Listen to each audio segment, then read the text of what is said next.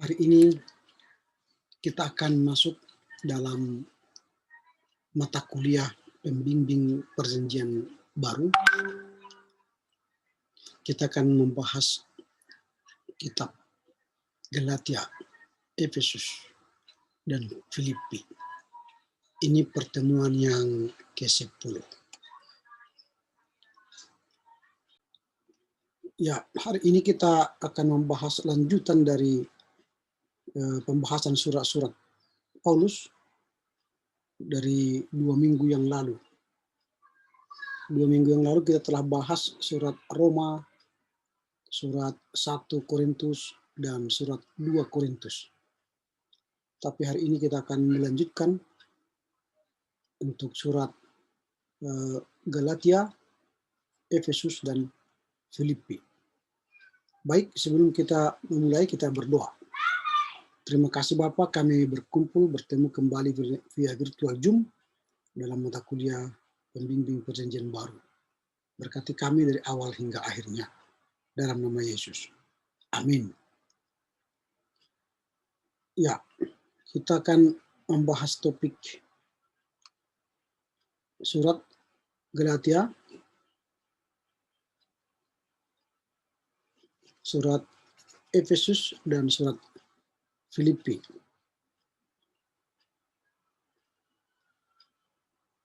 Dalam 2 minggu yang lalu,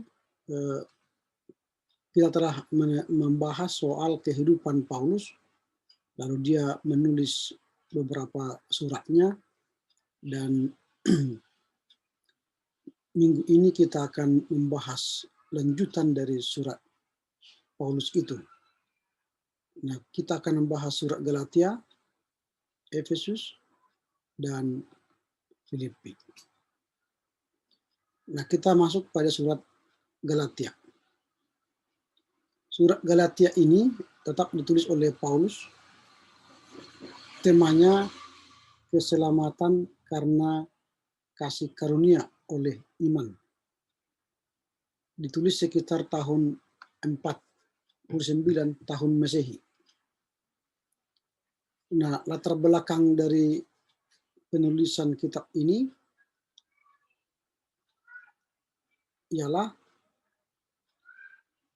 Paulus menulis surat Galatia ini kepada jemaat di Galatia. Nah, kepada jemaat di Galatia. Beberapa orang berpendapat bahwa Galatia ini adalah suku Gaul di bagian utara Galatia. Nah, kemungkinannya jauh lebih besar bahwa Paulus menulis surat ini kepada kota-kota di bagian selatan.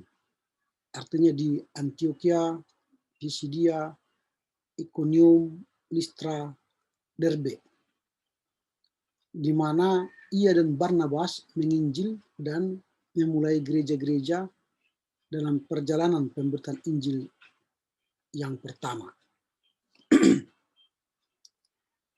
Nah, itu yang kita lihat latar belakangnya. Nah, apa yang menjadi persoalan utama di dalam surat Galatia ini? Yang pertama ialah apakah iman kepada Yesus Kristus sebagai Tuhan dan Juru Selamat itu satu-satunya syarat untuk selamat? Ini menjadi persoalan di kitab Galatia. Ataukah ini yang kedua, ketaatan kepada upacara dan peraturan Yahudi. Jadi itu dua hal yang menjadi persoalan di Galatia. Apakah satu-satunya itu iman kepada Yesus supaya selamat, atau ketaatan kepada upacara atau peraturan Yahudi supaya selamat? Nah, itu menjadi persoalan. Nah, rupanya Paulus menulis surat Galatia ini sebelum perselisihan mengenai masalah hukum perjanjian lama secara formal diperdebatkan di sidang Yerusalem dan pendirian gereja resmi diberikan. Itu berarti bahwa kitab Galatia ini merupakan surat pertama Rasul Paulus. Nah itu kita lihat dari latar belakang. Nah sekarang kita masuk pada tujuan penulisan kitab Galatia ini. Apa tujuannya? Kalau kita lihat tujuan dari penulisan kitab Galatia ini, Paulus mendengar bahwa beberapa guru Yahudi mengacaukan orang yang baru dimenangkan olehnya di Galatia. Jadi ada guru-guru yang mengacaukan iman orang yang baru menerima Kristus di Galatia dengan memaksa mereka disunatkan atau menerima kuk Taurat Musa sebagai syarat yang diperlukan untuk diselamatkan dan diterima dalam gereja. Jadi ini menjadi persoalan. Ya, tadi terjadi pengacauan iman di jemaat-jemaat yang baru saja Paulus tobatkan. Nah, mendengar itu maka Paulus bertujuan menulis surat Galatia ini pertama itu untuk menegaskan bahwa syarat yang dituntut hukum seperti sunat di bawah perjanjian lama tidak ada hubungannya. Jadi tidak ada hubungan dengan pekerjaan kasih karunia Allah. Jadi Paulus hendak menulis surat ini untuk menyangkal pendapat orang bahwa untuk selamat itu hanya tunduk kepada kuk Taurat Musa atau disunat. Lalu Paulus menulis surat Galatia, tidak harus disunat dan tidak harus tunduk kepada Taurat Musa. Kemudian tujuan yang kedua ialah menegaskan dengan jelas bahwa kita menerima Roh Kudus dan hidup rohani oleh iman kepada Tuhan Yesus Kristus. Jadi oleh iman. Jadi bukan oleh hukum Taurat, bukan oleh sunat, tetapi oleh iman. Dan bukan ikatan kepada hukum Taurat perjanjian lama. Jelas ya, itulah tujuan Paulus menulis surat ini. Nah, kalau kita lebih mendalami surat Galatia ini, artinya mensurvei, dari sisi surat ini tampaknya para pemimpin Yahudi yang melawan Paulus di Galatia menyerangnya secara pribadi supaya melemahkan pengaruhnya karena pengaruhnya dalam gereja-gereja. Supaya mengapa orang Yahudi itu menyerang Paulus? Supaya Paulus melemah posisinya dan tidak punya pengaruh dalam gereja-gereja. Nah, itu makanya orang Yahudi atau pemimpin Yahudi menuduh Paulus bahwa Paulus tidak termasuk kelompok rasul-rasul. Jadi Paulus tidak masuk pada kelompok rasul-rasul. Karena tidak memiliki wibawa rasuli. Itu tuduhan mereka, tuduhan orang Yahudi itu. Atau tuduhan mereka, berita yang disampaikan oleh Paulus itu menyimpang dari Injil yang diberitakan di Yerusalem. Kemudian mereka menuduhkan bahwa berita Paulus itu mengenai kasih karunia mengakibatkan ketidakpatuhan kepada hukum Taurat itu.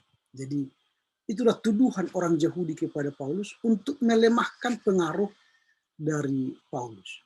Nah, dengan demikian langsunglah Paulus menanggapi tuduhan itu. Dengan penuh semangat ia membela kekuasaannya sebagai rasul. Dia membela kekuasaannya sebagai rasul Kristus Yesus. Nah itu. Baru kemudian dia penuh gairah mempertahankan Injil keselamatan itu. Itu terjadi karena kasih karunia oleh iman kepada Kristus. Yang ketiga, Paulus akhirnya sungguh-sungguh menyatakan bahwa Injil Yesus Kristus yang sejati meliputi kebebasan dari perhambaan legalisme Yahudi. Jadi memberitakan Injil Kristus itu meliputi kebebasan sepenuhnya dari perhambaan legalisme Yahudi. Nah, itulah tanggapan Paulus terhadap tuduhan-tuduhan yang diberikan kepadanya. Ini survei yang mendalam terhadap kitab Galatia. Lalu apa ciri khas penulisan Galatia ini? Nah, ciri khas penulisan Galatia ini ada 4. Surat ini merupakan pembelaan yang paling bersemangat dalam Perjanjian Baru tentang sifat hakiki Injil. Jadi ini adalah surat pembelaan yang paling bersemangat dalam kitab Perjanjian Baru mengenai sifat hakiki Injil. Kemudian surat ini diungguli oleh 2 Korintus. Hanya bisa diungguli oleh 2 Korintus. Mengenai petunjuk mengenai kehidupan Paulus. Jadi kan 2 Korintus kita belajar kemarin bahwa untuk belajar tentang pribadi Paulus, kita baca 2 Korintus. Lalu selain 2 Korintus yang berbicara tentang pribadi Paulus ialah surat Galatia. Itu cirinya. Ciri yang ketiga, surat Galatia ini satu-satunya surat yang dialamatkan secara tegas kepada beberapa jemaat. Dialamatkan kepada beberapa jemaat. Nah itu. Lalu yang keempat, surat ini berisi daftar buah roh. Jadi nanti kalau ada ditanya di manakah tertulis buah roh, jangan cari di Korintus, jangan cari di Roma, itu hanya di Galatia. Galatia 5, 22, 23. Inilah ciri khas dari surat Galatia. Kemudian garis besar dari kitab Galatia ini setelah pendahuluan, di pendahuluan itu ada salam, kemudian keheranan dia kepada jemaat Galatia, lalu mulailah bagian yang pertama, Paulus membela kekuasaan Injil dan panggilan pribadinya. Lalu bagian yang kedua ialah Paulus membela berita Injil dan ajarannya. Galatia 3, 1-4, pasal 31. Lalu Paulus membela kebebasan Injil praktis atau Injilnya, Injil yang dia kabarkan. Itu Galatia 5 ayat 6 sampai Galatia 6 ayat 10. Inilah gambaran isi dari kitab Galatia. Nah ini ya, jadi sudah kita selesaikan soal Galatia. Nah jadi garis besarnya apa? Itu ada 3 garis besarnya tadi selain pendahuluan. Yang pertama itu ialah Paulus membela kekuasaan Injil dan panggilannya, Galatia 1 ayat 11 sampai Galatia 2 ayat 21, baru Paulus membela berita Injilnya, dan yang ketiga Paulus membela kebebasan Injilnya. Itulah garis besar dari kitab Galatia. Nah, sekarang kita masuk pada surat Efesus. Nah, surat Efesus ini tetap ditulis oleh Paulus. Temanya Kristus dan Gereja, ditulis sekitar tahun 62. Nah, sekarang kita lihat latar belakangnya. Nah, latar belakang kitab Efesus ini atau surat Efesus ini merupakan salah satu puncak dalam penyataan Alkitabiah dan menduduki tempat yang unik, di antara surat Paulus. Jadi menduduki tempat yang unik di antara surat Paulus. Surat ini tidak ditulis sebagai jawaban terhadap suatu kontroversi doktrinal atau persoalan pastoral seperti banyak surat lain. Sebaliknya, Efesus memberikan kesan akan luapan pernyataan. Jadi kesan akan luapan pernyataan yang melimpah sebagai hasil dari kehidupan doa pribadi Paulus.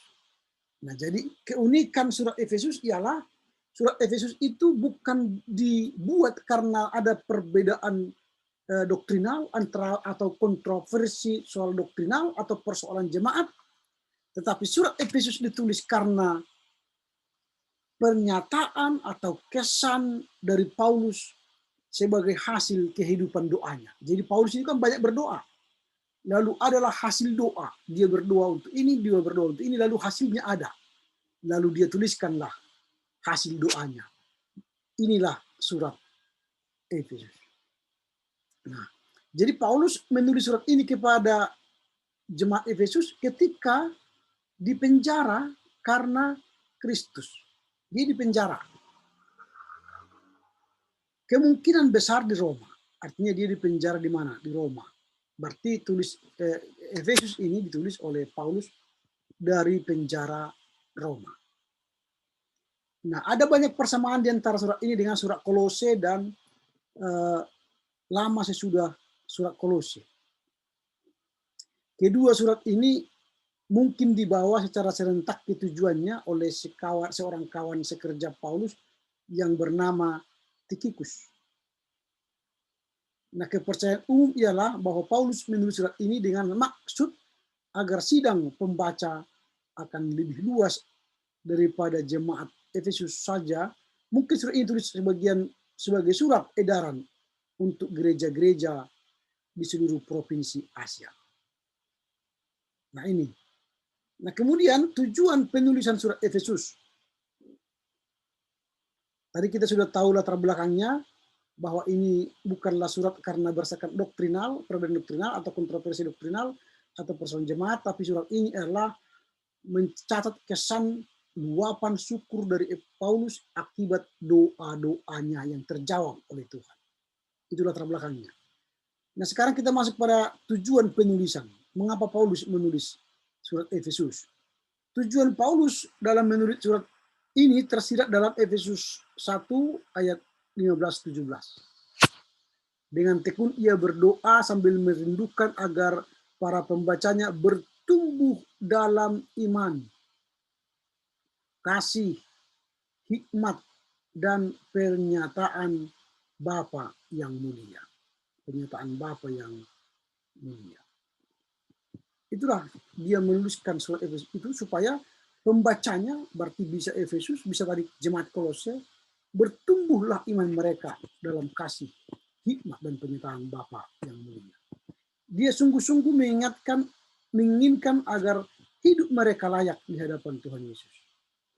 Oleh karena itu Paulus berusaha untuk menguatkan iman dan dasar rohani mereka dengan menyatakan kepenuhan maksud kekal. Dan maksud kekal Allah dari penebusan dalam Kristus untuk gereja dan untuk setiap orang.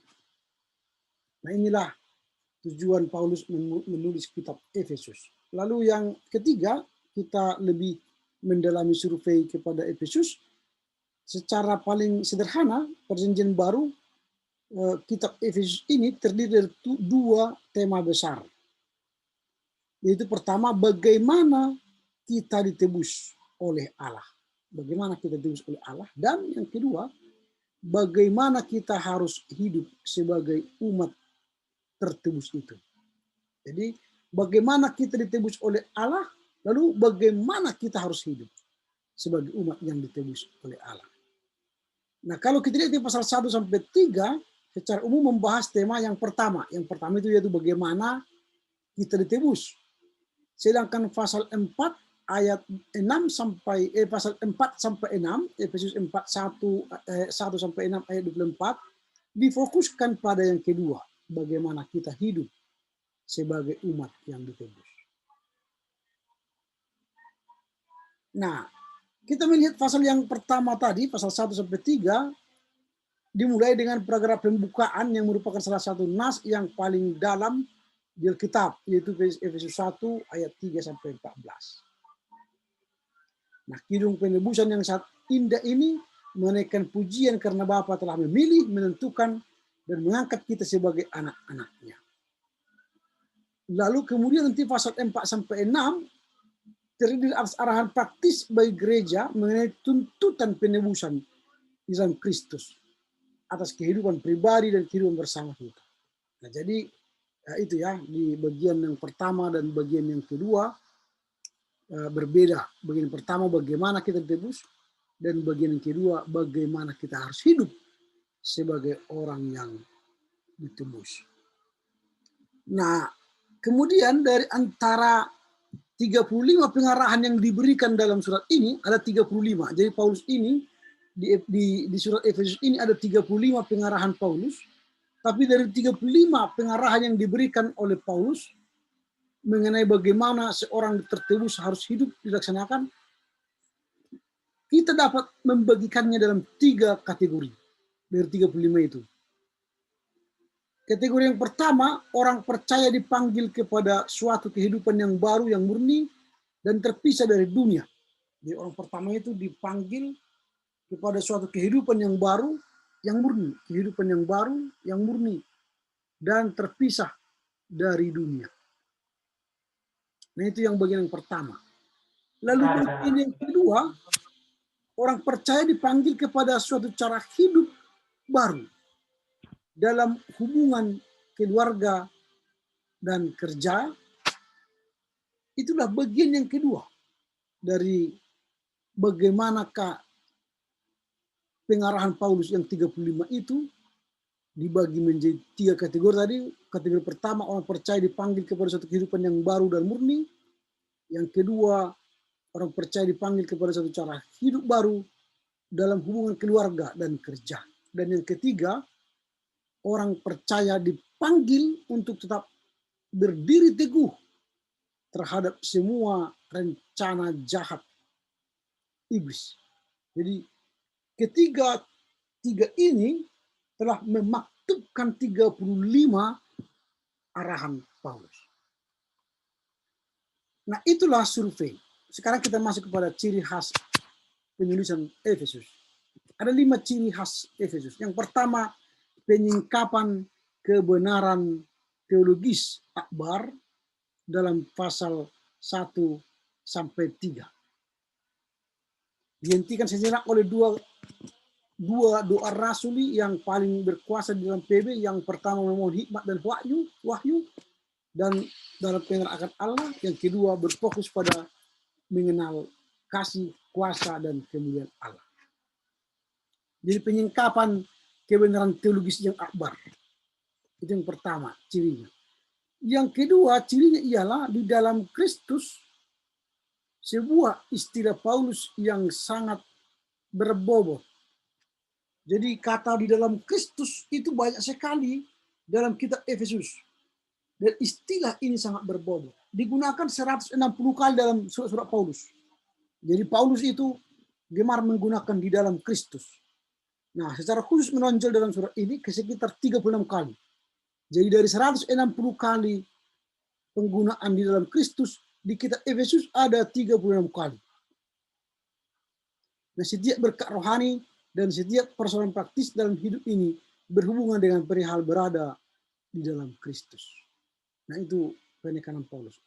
Kemudian, ciri yang ketiga ialah maksud dan tujuan abadi Allah, maksud dan tujuan abadi Allah bagi gereja ditekankan dalam surat Efesus. Ditekankan. Jadi maksud dan tujuan abadi Allah bagi gereja ditekankan dalam Efesus. Itu ciri yang ketiga. Ciri yang keempat, beraneka segi dari peranan roh di dalam kehidupan Kristen ditekankan. Jadi peranan roh di dalam surat Efesus itu diterangkan beraneka ragam. Itu yang ciri yang keempat. Artinya sudah ada 4 ciri yang membuat Efesus itu berbeda dengan kitab lain. Ciri yang pertama tadi penyingkapan teologis, kemudian penggunaan terminologi di dalam Kristus. Yang ketiga ditekankan adalah maksud dan tujuan abadi Allah ditekankan sekali. Dan yang keempat peran Roh Kudus, dan yang terakhir ialah kadang-kadang surat Efesus dianggap sebagai surat kembar dengan Kolose karena persamaan dalam isi dan ditulis kira-kira pada waktu yang sama.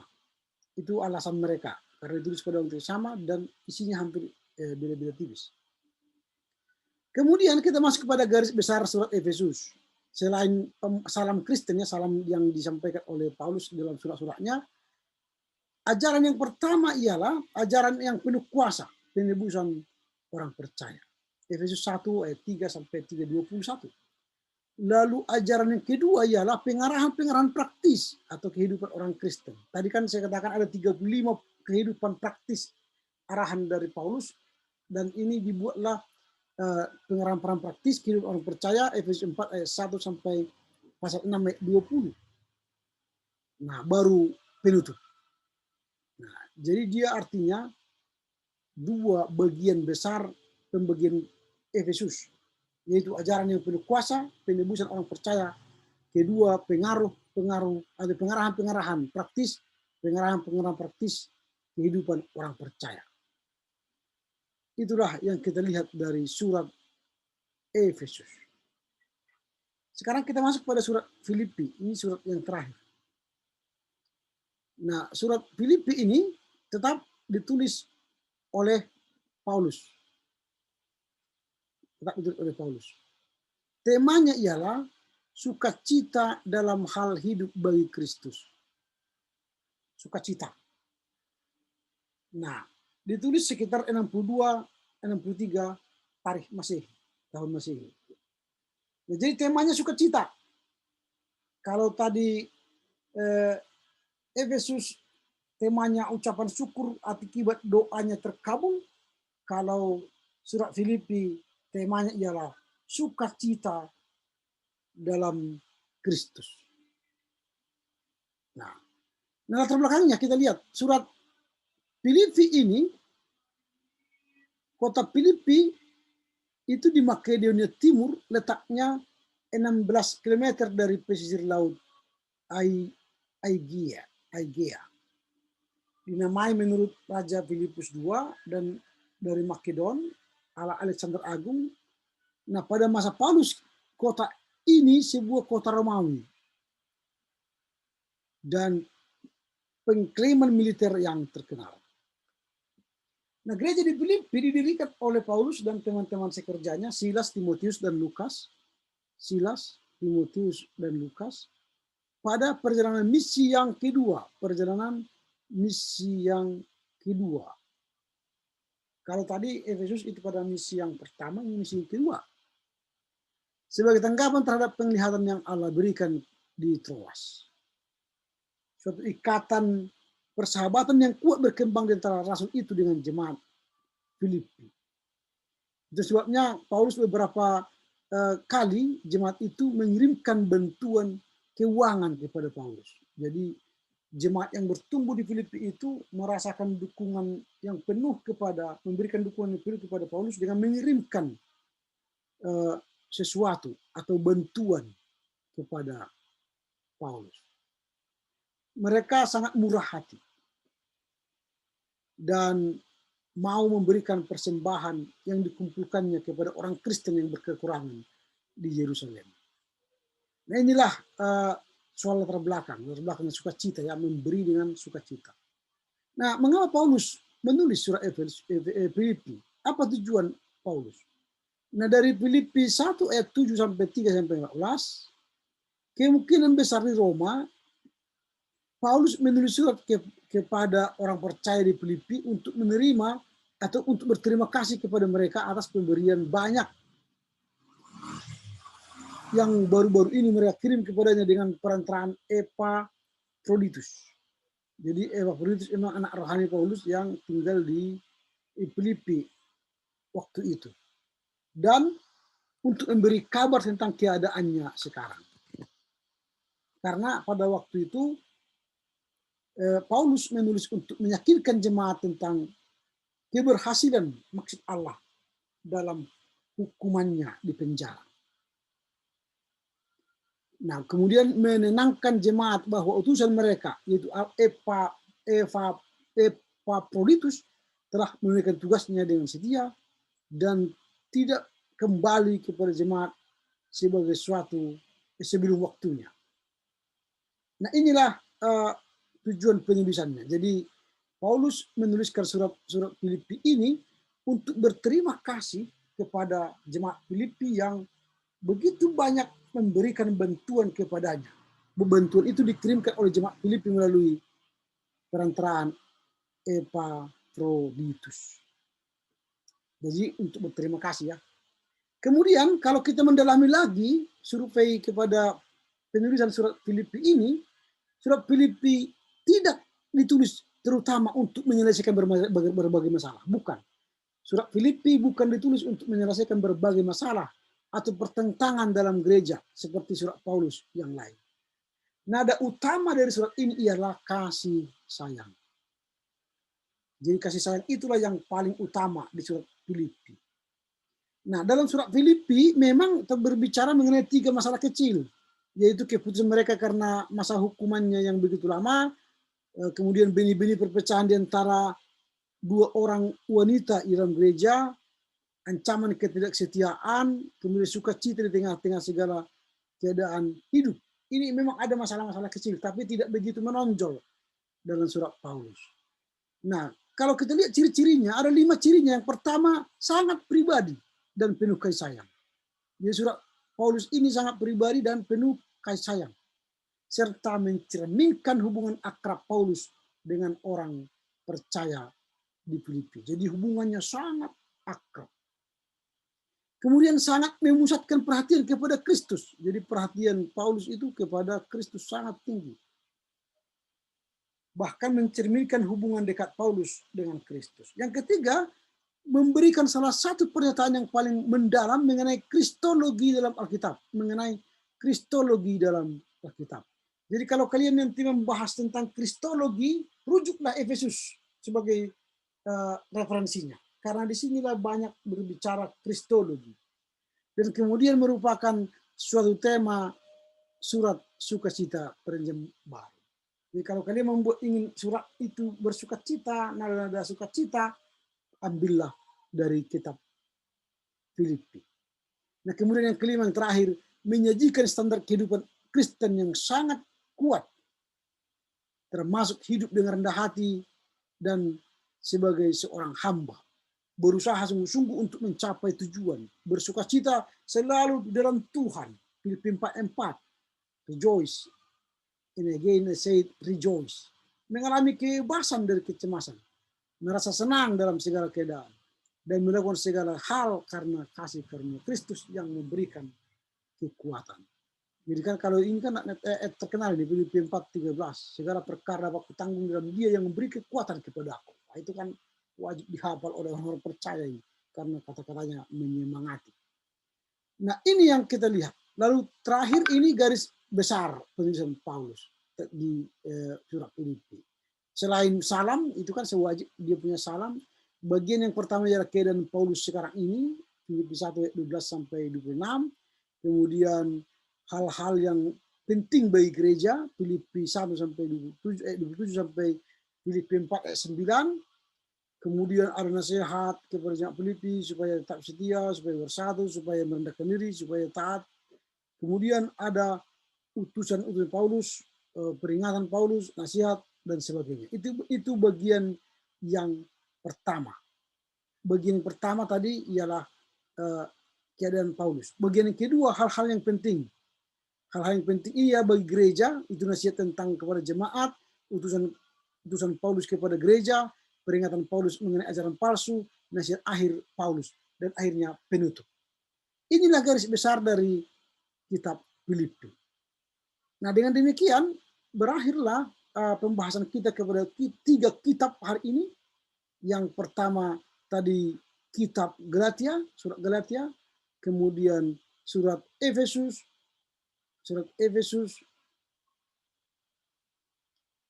baru nanti terakhir itu surat Filipi. Nah inilah pengantar kita terhadap ketiga surat ini. Lalu minggu depan kita akan melanjutkan pembahasan kita kepada surat-surat lain yang ditulis oleh Paulus. Dan kita akan menghabiskan nanti surat Paulus ini sehingga satu semester ini kita sudah tahu secara ringkas kehidupan Paulus dan surat-surat Paulus sampai nanti kepada kitab Wahyu. Nah, dengan demikian berakhirlah perkuliahan kita. Nanti kalau ada pertanyaan-pertanyaan, silakan. Karena waktu masih ada sekitar 3 menit lagi, silakan kalau ada yang mau bertanya, 1 orang. Tapi kalau tidak ada pertanyaan nanti, karena waktu tidak cukup, boleh bertanya di grup. Tidak ada? Baik. Dengan demikian berakhirlah perkuliahan kita. Sebelum kita tutup, kita berdoa. Terima kasih Bapak, kami bersyukur karena hari ini kami telah mengakhiri perkuliahan kami untuk mata kuliah pengantar perjanjian baru. Kiranya kami dapat mengulang-ulanginya di rumah untuk dapat memahami kitab Galatia, kitab Efesus, dan kitab Filipi. Bagaimana pergumulan di setiap kitab ini dan bagaimana Paulus bertujuan menulis setiap surat, setiap kitab supaya kami dapat memahaminya kelak ketika kami mengajarkannya. Atau ketika kami membuka kitab-kitab ini, kami telah mengerti apa yang menjadi tema utama, tujuan utama dari Paulus terhadap kitab-kitab ini. Terpuji Engkau Bapa, orang tua kami, supaya mereka sehat, panjang umur, dan diberkati usahanya, sehingga kami boleh kuliah dengan baik, memberkati setiap dosen, sivitas akademika, dan setiap mahasiswa. Terpuji Engkau Bapa. Amin Kristus Yesus. Amin. Tuhan memberkati kita. Salam buat keluarga, jaga kesehatan, dan teruslah menggali setiap apa yang telah kita pelajari. Horas Yehobu menjojua. Horas Pak. Horas Pak. Horas Pak.